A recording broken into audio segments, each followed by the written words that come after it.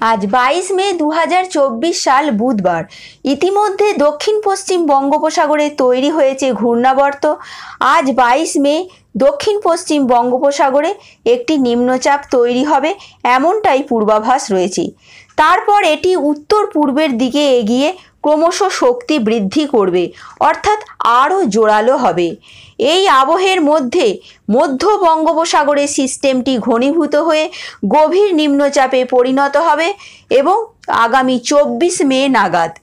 এরপর এটি আরও শক্তি বাড়ালে সেটি ঘূর্ণিঝড়ের আকার নেবে, এমনটাই কিন্তু এই মুহূর্তে সিস্টেম থেকে দেখা যাচ্ছে।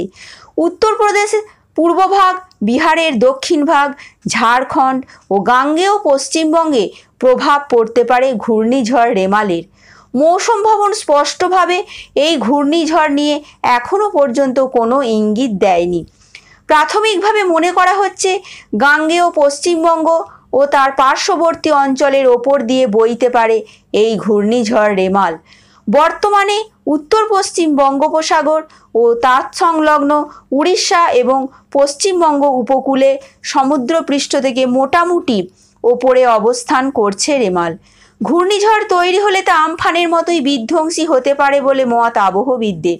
তবে সেটা কতটা শক্তিশালী হবে বা আদৌ সুপার সাইক্লোনের রূপ নেবে কিনা তা পরবর্তী সময়ে আবহাওয়ার পরিস্থিতি দেখে আবহবিদরা তাদের মতামত জানাবেন। তবে বিভিন্ন ক্ষেত্রে বিভিন্ন মডেল তাদের পূর্বাভাস দিচ্ছেন। আইএমডিও যথাসম্ভব খুব তাড়াতাড়ি তাদের আপডেট জানাবেন। তবে এখন যেটা প্রশ্ন হলো, এই ঘূর্ণিঝড় রেমালের ল্যান্ডফল কোথায় হবে? আবহবিদরা মনে করছেন বাংলাদেশের বরিশালে ল্যান্ডফল হতে পারে, আবার মায়ানমারের দিকেও কিন্তু ঘূর্ণিঝড় মোড় নিতে পারে, এমনটাই কিন্তু পূর্বাভাস রয়েছে। তবে এই মডেলের ল্যান্ডফল নিয়ে বিভিন্ন মতামত রয়েছে। মৌসুম ভবন মনে করছে পশ্চিমবঙ্গে এর প্রভাব ততটা নাও পড়তে পারে, তবে নিশ্চিতভাবে কিছু এখনই বলা যাচ্ছে না।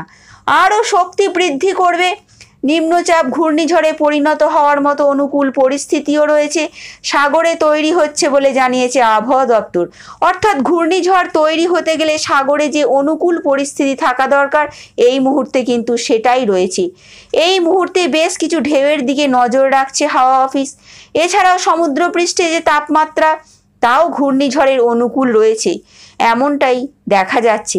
তবে যেভাবে মাঝারি বৃষ্টি সম্ভাবনা রয়েছে দক্ষিণবঙ্গের জেলায় জেলায়, তবে বৃষ্টির সম্ভাবনা রয়েছে বিশেষ করে উত্তর 24 পরগনা, দক্ষিণ 24 পরগনা এবং কলকাতার বেশ কিছু জায়গায় হালকা মাঝারি বৃষ্টির সম্ভাবনা রয়েছে শুক্রবার থেকেই, এমনটাই কিন্তু পূর্বাভাস রয়েছে। তবে ঘূর্ণিঝড় রেমাল পশ্চিমবঙ্গের দিকে আছড়ে পড়বে নাকি উড়িষ্যা নাকি বাংলাদেশের দিকে, সেটা কিন্তু এখনই শিওরভাবে বলা যাচ্ছে না। তবে বাংলাদেশের দিকে বা মায়ানমারের দিকেও চলে যেতে পারে, এমনটাই কিন্তু অনুমান করছেন আবহবিদরা। তবে যেখানেই এই ঘূর্ণিঝড়ের ল্যান্ডফল হোক না কেন, বাংলায় কিন্তু এর প্রভাব বেশ কিছুটা পড়বে। এছাড়াও হাওড়া, হুগলি, বর্ধমান সর্বত্রই মেঘলা এবং ঝোড়ো হাওয়া বইবে। তার সঙ্গে কোথাও বা ভারী বৃষ্টি, কোথাও অতি ভারী বৃষ্টি, বৃষ্টির সম্ভাবনা বাংলায় থেকেই যাচ্ছে। আজও বৃষ্টির সম্ভাবনা রয়েছে হালকা বিক্ষিপ্ত। দুপুরের পর থেকেই জেলায় জেলায় বৃষ্টির পূর্বাভাস দিয়েছে আলিপুর আবহাওয়া দপ্তর। তো বন্ধুরা, এটুকুই ছিল এখনকার মতন আপডেট। Thanks for watching.